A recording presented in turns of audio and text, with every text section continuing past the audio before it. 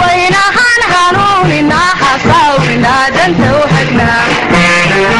وينهان هنوننا حصاونا دنت وحقنا حقرني وانو حول الله مرتدان ولنا تلوحنا حقبتنا وفتنا daawadayaal warbaahintu waa hay'ad lafdhabar u ah shucuubta koonka ku nool taasoo lagu tilmaamo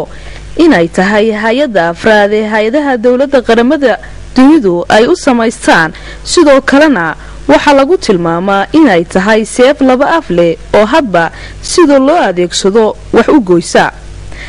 markaasi haddii aynu u soo noqono taariikhda warbaahineed ee dalkeena Soomaaliland waxa jirta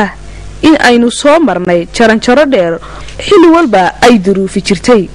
lanjaanqaadka tusaale ahaan waxaa jirta xilliyo suugaanta gabayada loo adeegsan jiray warbaahino ilaa ay soo gaadhay in laga helo idaacado la gaadhsiiyo bartamaha qarnigii 19aad oo magaalada Hargeysa looga suurtageliyay idaacaddii horeysay ee afka Soomaaliga ku hadasha waxaana isla xiliyadaasi bilaamay aasaaska wargeysyada iyada oo magaalada Hargeysa lagaga soo saari jiray wargeysyadaasi lagu qoro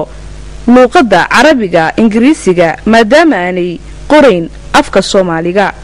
daawadayaal waxa uu xilli u bedelo bulshadeenu oo ku sii durkaysa hanashada iyo la jaanqaadka tiknoolajiyada casriga ee adduunku ku soconayo waxa la soo gaaray qarni dadka adduunku ay u bixiyeen qarnigii tiknoolajiyada maadaama horumar xoogan laga gaadhay dhinac kasta oo tiknoolajiyada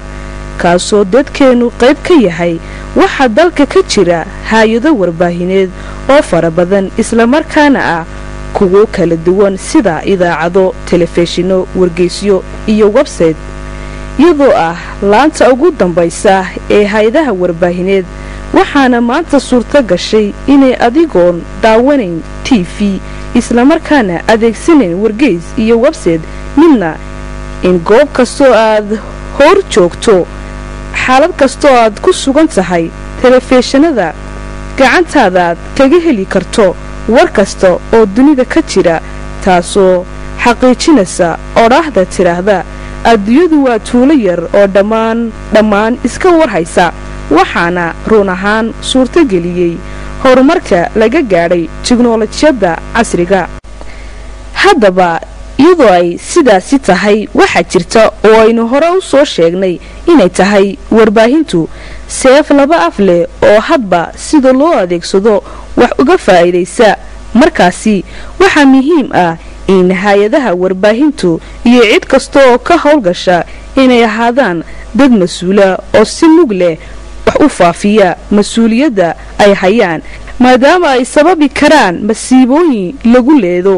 oo aan laga soo waaqsan sida dhacdadii ka dhacday dalkii Rwanda sanadkii 1994 daawadayaal barnaamijkeenan ayaynu ku eegi doonaa hay'adda warbaahineed ee dadku sida weyn u dhageystaan annagoo xog waran kala duwan idinku soo ururinay shacabka ku dhaqan magaalada Hargeysa haddii yihiin dhalinyaro haween macaamiil saxaafadeed iyo fanaaniin iyo sidoo kale laamaha kala duwan ee hay'adaha warbaahinta electronic actually waxaan oran karnaa halkee maraysa ma oran karnaa nolosheena ay qayb ka mid ah ay noqotay baan oran karnaa maanta warbaahintii la soo gudbinayay for example print media ahayd waxa maanta ka awood badan oo aad moodayna meesha ka saartay warbaahinta aanu hadda oran karno traditional ma ahayn laakiin imka traditional bay noqonaysaa oo waxay u gudubtay cyberspace iyo electronic waxaanu naqaanaa inta badan waxa la social media ayaa horta ku badan imka wali ku sii xoog badan qaybtan electronic media aynu oran karno ama sida aad u dhigtay aynu oran karno warbaahinta cyberka ama internetka la xiriira marka waxaan oran karnaa nolosheena inteeda u badan ama saameynta u badan maanta waxa ay nagu leh warbaahinta noocaasi ah maanta waxa lagu qiyaasaa dal walba horumarkiisa heerka ay gaarsiisan tahay warbaahintu marka hadda trends baa la dhahaa la soo qaadanaya dalka inteeba horumarkiisu gaarsiisan yahay waxa la isweydiinaya inteeba warbaahintiisu gaarsiisanta warbaahinta marka laga hadlayo xorriyadda saxaafada ama xorriyadda qowl wixii la oran jiray inta waa madax bannaanida hadalka ay xor tahay technology-ga ay adeegsanayso iyo saamaynta ay dadka ku leedahay ugu horeyn baan ka hadlo Soomaalida iyo saamaynta ay warbaahintu ku leedahay qof walba xusuusanaya Soomaalidu markay iska hortimaado waayii horeeto labada qof oo kulma salaamu calaykum waxa weeyad weeyaba weeyadaas waxa war baa la raadinay waxa la raadinay war nabadeed waxa la raadinay war colaadeed waxa la raadinay war dhiilale waxa la raadinay war roobeed marka dhaqanka Soomaalidu wuxuu mid mar walba ku fadhiya warbaahinta una dhag daloola tilmaan waxaan soo qaadanayaa ninkii qoraagii weynaa ee Richard Burton la oran jiray nin Ingiriis ah buugiisii uu qoray la oran jiray First Food Steps in East Africa waa talaabooyinkii ugu horreeyay East Africa qof ajnabi uu soo gaar wax ka qoro Richard Burton isagoo ka tagay malaha Hargeysa iyo dhinaceena kan boorama sii maray nin garwadeena ka haystay ama abaan ah u gudbay dhinaca hadda Soomaalida Ethiopia ay degaan jigjiga uu marayo wuxuu diray ninka banka waxa uu yiri bal soo waraysa Soomaalidu waxay soo sheegayso ninkaas wuxuu soo sheegay xilligaas oo qarnigii 18 ahaa in magaalada Bombay oo ahayd dekad India ay doon ku xumaatay dekadiina ay xiran tahay khayaalkan Soomaalidu ka sheekeynayso sidoo khayaal buu markaa u arkay wiiskan nood gareystay wuu qortay waxyaab leh 3 bilood kadib iyadoo wadanka loo kala gooshi jiray markaa maraakiib iyo lagu socday India markuu gaaray taariikhdii laftigeedii uu dib u eegay waxa run noqotay xilligaas dekada Bombay inay ku jabnay dooni dekaduna ay kala xidhnay marka waxa dad Soomaalidu mar walba u dhig daloola warbaahinta gudaha iyo tadibadaba taas waa saamaynta ay warbaahintu ku leedahay maxay ahayd dadka Soomaaliyeed warbaahin markaan dhahnayna waxa laga rabaa 3 qodob waa sida hadda casriga laynoo baray waxa la dhahaa warbaahinta waa in laga helaa war information waa in laga helaa education ama aqoon waa in laga helaa entertainment ama madadaalo waxaan qabaa warbaahinta Soomaalidu inay aad uga horeyso ta Afrika inay la jaan qaadi karto ta caalamka oo bari horeeytayna baad IT-gan iyo maxay tahay casrigan technology-dan aynaan soo gaarinin waxa caam ah hadii qofku miyiga u baxo nin walba Soomaaliyeed wuxuu digta ku sitay ama halka uu ku sitay raadiyo yar oo la oran jiray transistor Soomaalidu waa dad dhanaya maxaa ka dhacay Kosovo maxaa ka dhacay hadda Mareykan iyo doorashada maxaa ka dhacay Suuriya marka waa dad mar walba saameyn aad iyo aad u xoog badan ay warbaahintu ku leedahay haddaba daawadayaal haddii saxaafadda caalamku ay soo martay marxalado kala gedisan waxay su'aashu ku hororaysaa halkee bay maraysaa saxaafadda Somaliland maanta wallahi haddaynu eegno xaaladda ay maanta saxaafadda Somaliland ay marayso waa marxaladii ugu wanaagsanayd waayo waxa weeyaan maanta marka la eego bariga Afrika waxaynu mudanahay wadanka ugu dimuqraadisan ee saxaafadeedu marka aad eegto dawlad iyo sida ay saxaafadu isticmaalayso intaba aan kala qaado saxaafadeedu maanta oo had iyo jeer iyadu maanta dareenka dadweynaha intiisa badan ayay gudbisaa oo maanta saxaafad markaynu eegno ka horsan ma joogto dhinaca dawladda marka aad eegto qudheeda waxa weeyaan waxay maraysaa heerkii ugu weynaa tan saxaafadeena wali ma inuu maqalo tiyoo la qabsaday inta badan way yar tahay mararka qaarkood way dhacdaa laakiin inta badan waxa weeyaan waxaanu nahay the most democratic government ayaa haysata waayo maanta dareeno badan iyo waxyaabo badan oo waynu dhacdhacayna ka soo baxaa intaba waxa weeyaan sida darteed saxaafadeenu waxa ay maraysaa meel lagu faano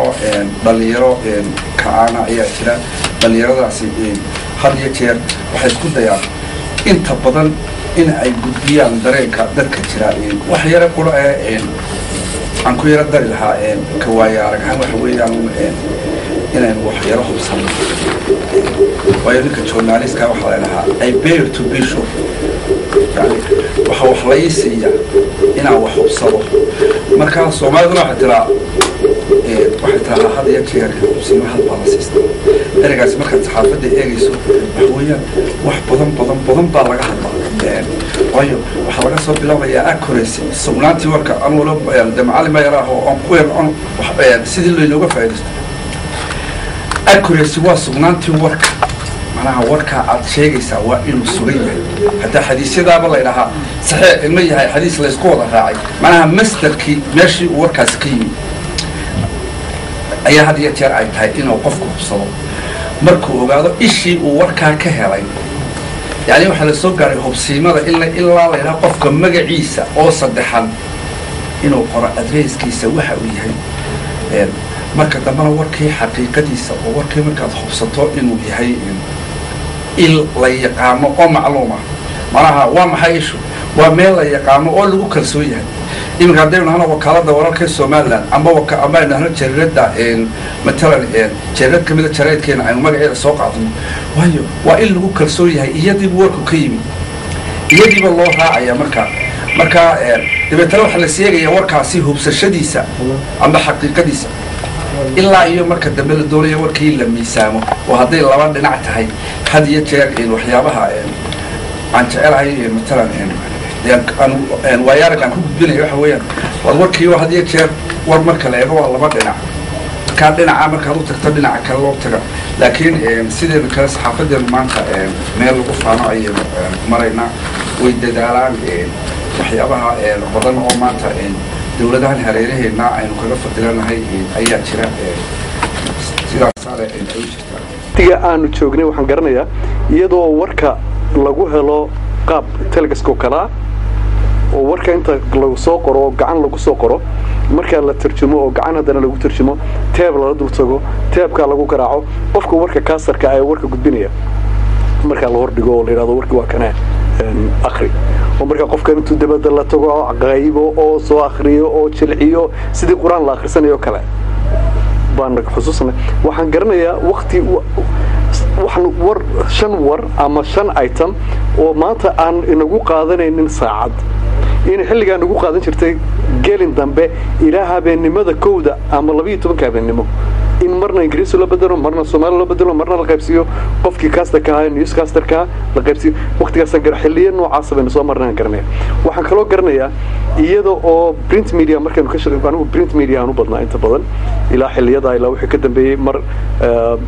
بريف تايم عن راديو مقدسو عن فولفود كوان بيان أنت بدل برينت ميديا يا سترينكت كيجو بدنوها سبيشال قيبها إنجليزي ده مركز وحن قرنيا وقتيو أن يعني سيدا أن ورك كوسو هلا iyo sida loo tarjumayo iyo sida loo hatta marba tadkaraysa oo computer tabset ku samaysa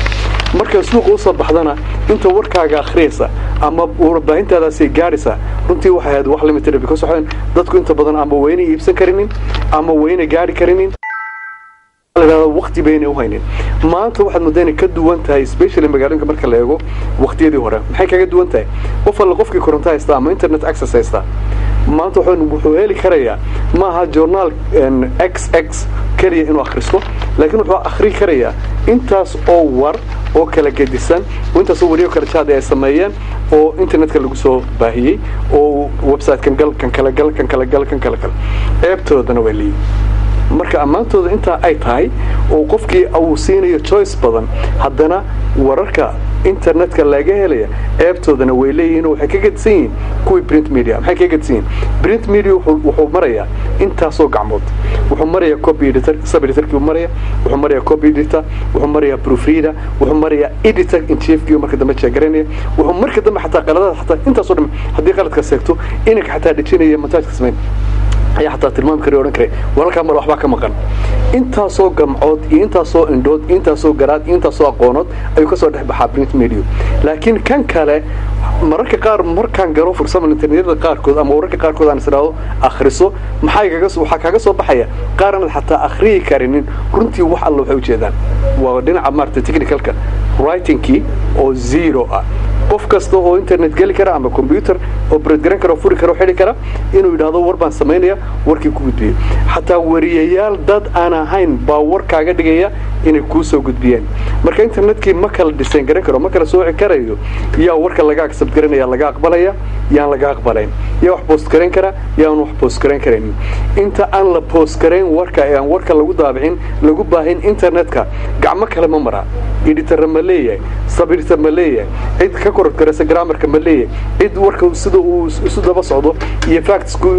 maartay isu daba socdaan cid ka jeegaraysa ma leeyahay cid sida sequence-ka xataa maartay u organize garaysan warkaas u dhisan yahay cid jeegaraysa oo ka daba akhrida ma leeyahay intaas oo dhan wax weyn marka laga hadlo intaas waa maya inta Soomaaliland iyo dalkeen iyo heerarkay soo martay aan iraato xawli aad u dheereeyay ay ku socotaa waxaan qabaa in gacan saar weyn ka heshay ama taageero fara badan dhinaca xukuumadda oo tilmaamahan soo qaadanaya garyaraankii guud ama xeelaaliyihii guud qaranka nin loo jiray Xasan Xuseen Allah uu naxariistay Maxamed Ibrahim Cigaal markaa madaxweynaha dalka ahaa Xasan Xuseen oo xidhay tafatiraayigii jamhuuriya xilka ayuu ka qaaday wuxuu sheegay markaa Maxamed Ibrahim Cigaal Allah uu naxariistay warbaahinta Soomaaliland sida xukuumadda Soomaaliland waa mid ka caakufaysa waan isla koreynaa hadadka farbadan ee baan u dul qaadanaynaa koo farbadan aan leenahay u dul qaadanaya waan isla koreynaa waxaan qabaa in isla koray heer maanta lagu faan karana in gaarnay waxaan ka mid ahaa mas'uuliyiintii wasaaradda warfaafinta iyo wacyigelinta Soomaaliland xilliga aniga aan joogay waxaan ka soo bilownay from the scratch ragii naga horeeyeen waxbay sii qabteen radio Hargeysa kala af Soomaali ku hadli jiray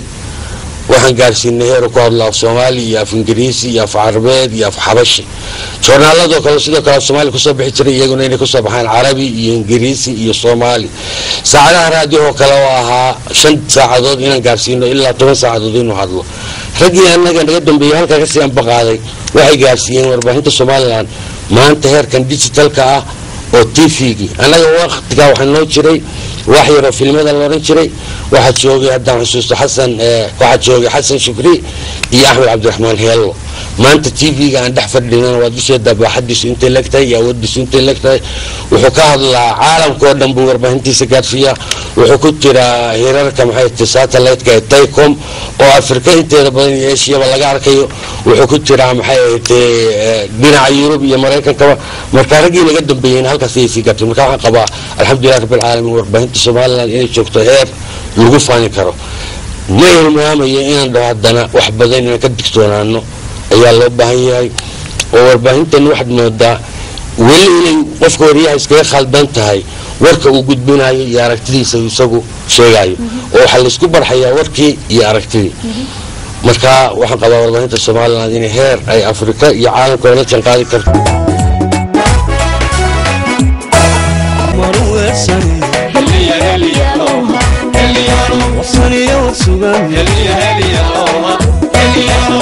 وعلى جرو أوشدي يشغل بليز يشغل سددوا دموع حباهين سددوا دموع حباهين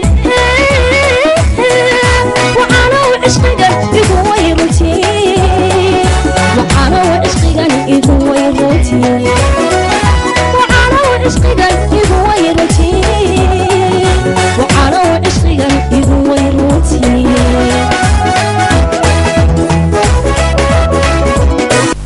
daawadayaal aynu wax ka ogaano warbaahinta Soomaaliland qaar kamida hawlaha kala gedisan ay soo gudbinayaan bulshada siday wax u soo bandhigaan iyo heerarka kala gedisan ay soo marto runtaadu waa shaqada dadku badan kama ayaan wargeysku sida marxaladahan saxaafada kala soo maraa sulxi waa loo faftaga warbal raadiya xogta la soo wariyo galka damba la bilaaba baa salaada casar عاود لما القرية سقط حلقة تجمع بعد بالجنيه صباح نوصل بحيا مرجع مرحلة بير أو الصمرة واللي بها هو أضجع أيو جرات الصمرة هم كوادر كسيرو تصور شنو حد تصور شنو لما ده وش كان إنه ولا كمبيوتر كيسيو أما وتل لابتوب يسكون مشغول سيو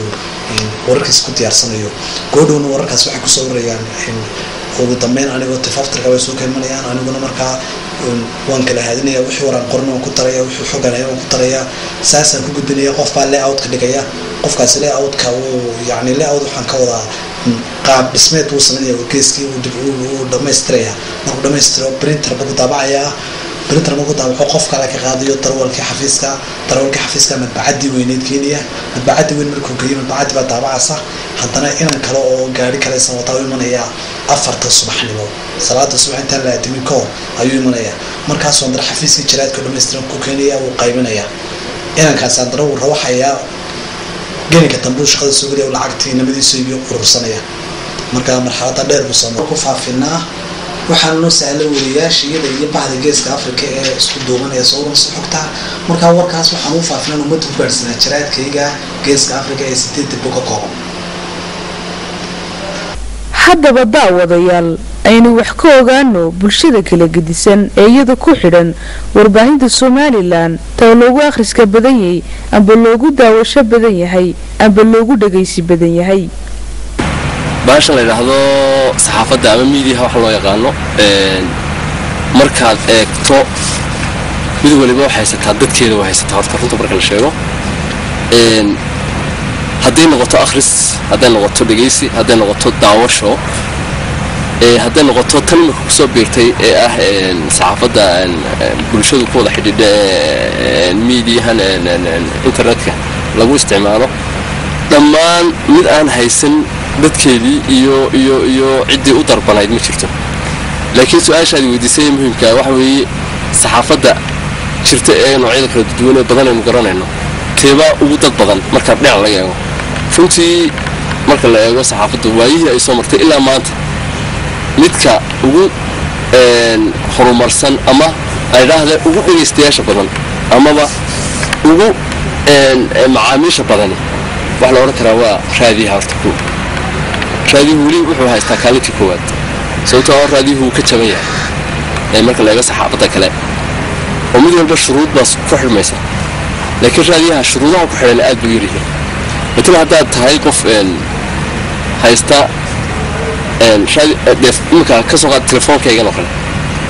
هذا إمك حرقة جليو حرقة كجليو إذا عدوا نجي سنة هذا مي تشوفه أن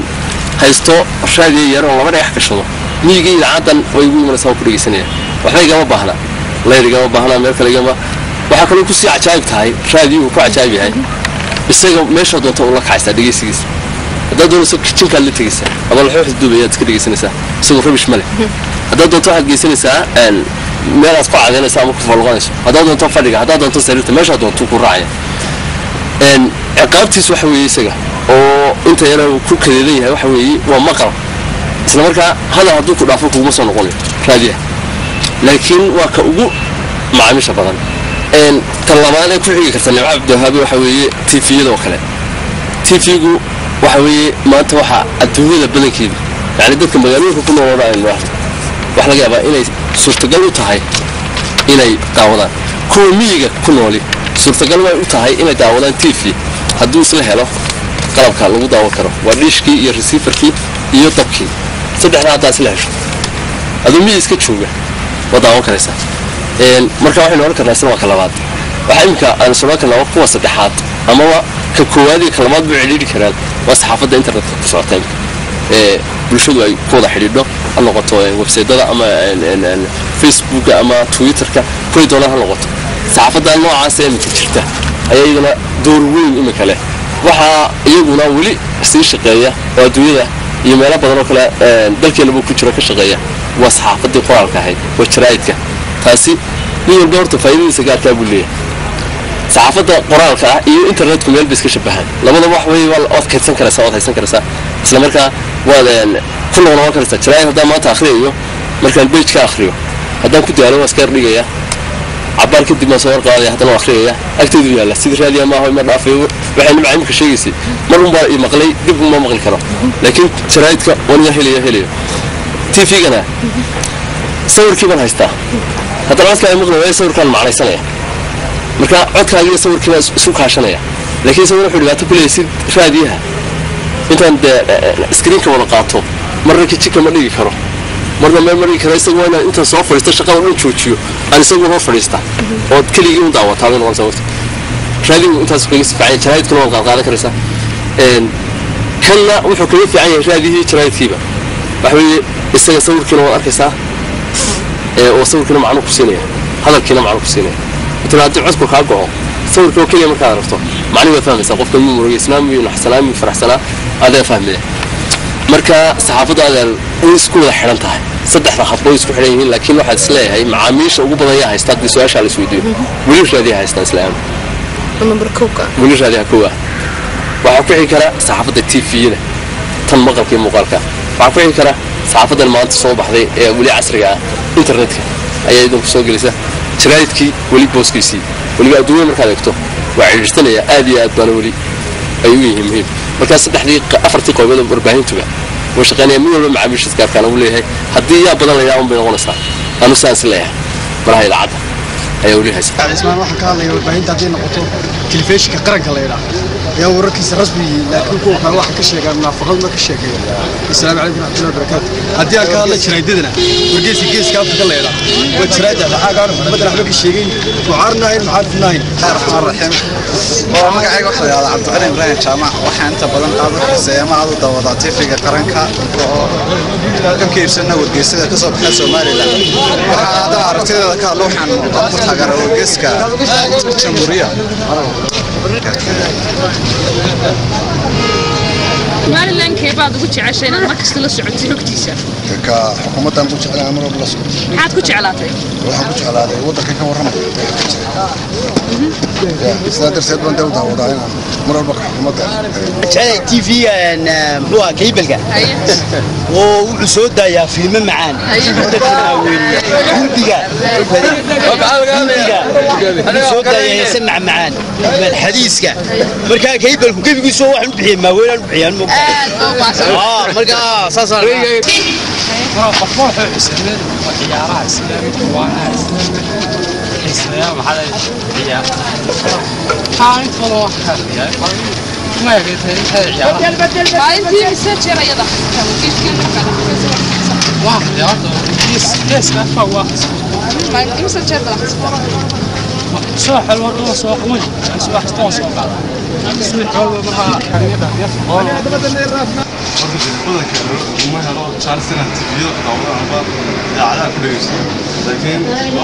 أبغى تعرفين سيدنا نور ترى كان الشغل سوق الكون كل تو أنا أنت في الصومالي كو هذا الشهر أردن أيان وأهي فنانة مال كستا وأفك الصوماليات لقى دقيستو أما لقى يقانو oo TV ama adeecad ah baan jecelahay inay ka baxaan heesahay gob waxaanu nahay geeyiga dalkooda dhaxan loo gariirin lagu guban kulayla gob waxaanu nahay geediga hayaanka gurigoodu raaco gob waxaanu nahay marti goor xun socota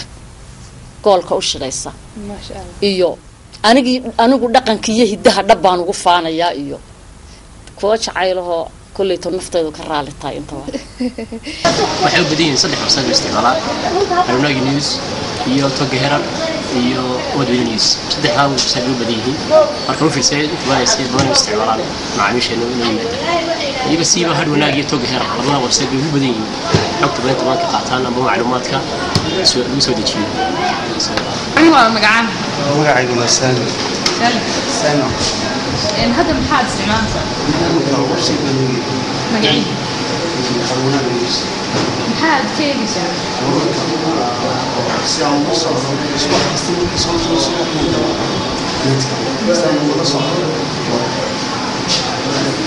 ما أنتي مسكوا رأيك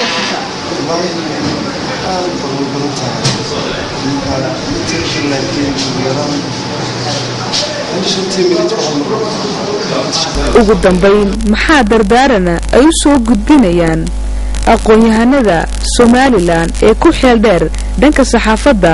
waqti xaadirkan dhalinyarta daadayar ee soo koraysa ee bedelata jiilkooda warbaahinta Somaliland deeraada aynu iska saarno warka aynu bulshada u baahinayno warku weynagii 100 jeer baynu maqalay 1000 jeer baynu maqalay saxaafaddu waa seef laba af leh seefta labada af kalihi afkan man waxa looga jeedaa kana waxbay ku goyn kartaa ku baabi'in kartaa kana waxbay ku dhisi kartaa oo wanaag bay ku raadin kartaa oo maslaxad iyo wax la fidinayo ayay ugu shaqayn kartaa maadaama ay sidaa tahay waxa looga baahan ciidda mareegaha leh degalada leh warbaahinta samaysa saxaafadda ku shaqo leh inay magaca saxaafadda ayna sheegin haddii aanay wax dadka u cuntama oo u dhadhama oo mujtamacooda iyo dhaqaalahooda iyo dhaqankooda iyo horumarkooda iyo siyaasadooda aan waxba ka taraynin haddii aanu intaa waxba ka taraynin inuu magaca saxaafadda lagu wada huwanaado oo la isku kulli saxaafad musafiin la wada ahaado runtii aniga iima muuqato marka waxaan oran lahaa sida kaliya taa kaga hortagi karna waxa weeye raqbadii iyo rabitaankii dhalinyaradu way leeyihiin in aqoontoodii la kobciyo in la kordhin iskuulada aynu samayno in maxaa la yidhaha wax la kala maqlo oo dhalinyaradu aynay odhan suxuufi baana qalan baan qaata suxuufi baana record baan sitaa suxuufi baana maxaa la yidhahdaa camera sitaa suxuufi baana ma aha suxuufinimada saa laguma noqdo suxuufinimada waxaynu ku noqonaynaa markaynu mas-uuliyadda mujtamaca inaga saaran aynu garanayno mas-uuliyadda inaga saaran halka uu gaadhayo warkaasi تبينتاس إيجاريسو أي نقارنه أي نتاجرنه مسؤولية إنك صار محل هذا وبدكاga ayahaga dhaqankaaga dhaqaalaaga diintaada inta ba aad garanaysid markaas baan suxufi aynu oran karnaa marka qorooyinkan degalada waxa looga baahan yahay sidii print media marka loo sameeyay sub editorka loo sameeyay ee loo sameeyay copy editorka ee loo sameeyay editor chiefka la iskama sameeyno dad shaqooyin looma abuurin waxa loo sameeyay inay isaga dambeeyaan in war suugaani oo halka ka baxo oo bulshada gaaro oo marka bulshada aad wax ku kordhiso baa loo sameeyay tii tulle eg inaynu sameeyno oo raga degalada leh ama hablaha degalada ay taa arinta ay ku talaabsadaan ayaan runtii ku talinayaa iskuulada mujtamaca guud ahaana iyo dawladdu iyo state-kuna uu xil iska saaro iyo jaamacadu ay xil iska saaraan waxbarasho tayo leh in ardayda la siiyo oo dhalinyarada saxaafadda jecel runtii aad jecelaysanaysid markaad aragtid yani sida ay ugu hamuun qabaan in saxaafadii bartaan aad aragtid runtii aad ugu jecelaysanaysid in dadka meeshii ay ka waraabi lahaayeen ee ay wax ka helayeen ee aqoonta ka kororsan lahaayeen loo sameeyo oo lagu talagalo ayaan runtii soo jeedinaya waxa loo baahan system dhammaystiran oo dawladda iyo dadweynaha iyo dadka waxbarashada mas'uulka ka ah iyo suxufiyiintan maartay dadka suxufiyiinta hore sheeganayay iyo dadka suxufiyiinta waaya araga ee xasanka naga duubay kamid ragii dadkii waa araga way buuxaane in laga faa'iideysto oo runtii arinta meel la dhigo oo aan noqon wax la kala yaacayo midba dhinaciisa u toocsanaya inay noqonin taasna waan runtii waan ku boorinayaa dhalinyarada maanta ay dhageysanaysaa barnaamijkan basoo وينهان قانوننا حصاونا دنت وحقنا وينهان قانوننا حصاونا دنت وحقنا حقرني وانو حول الله مرتدان هرنا تلهفنا حقبت الراء وفتنا haddaba daawadayaal fariinta barnaamijkeenan aynu ku dhaafano waxay tahay qaybaha kala duwan ee warbaahineed inay ka feejignaadaan wixii wax u dhimaya sumcadda dalkooda dadkooda iyo wararka sal iyo raadtoona aan lahayn ee iska hor keeni kara bulshada kala gedisan taas oo warbaahinta looga baahanyay inay bulshada u gudbiso amba u bandhigto wax xaqiiqa oo dhaca mahmaa Soomaaliyeed baa tiraa war la heliyaa tala la hel waxa looga baahan yahay dhalinyarta saxaafadda ku jira ee kala duwan inay bulshada u bandhigaan war xaqiiqa ku fadhiya bulshadana u horseedi kara jidka horumarka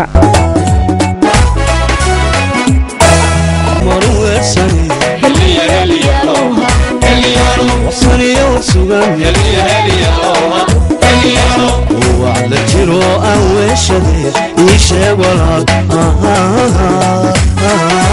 بليز يشغلك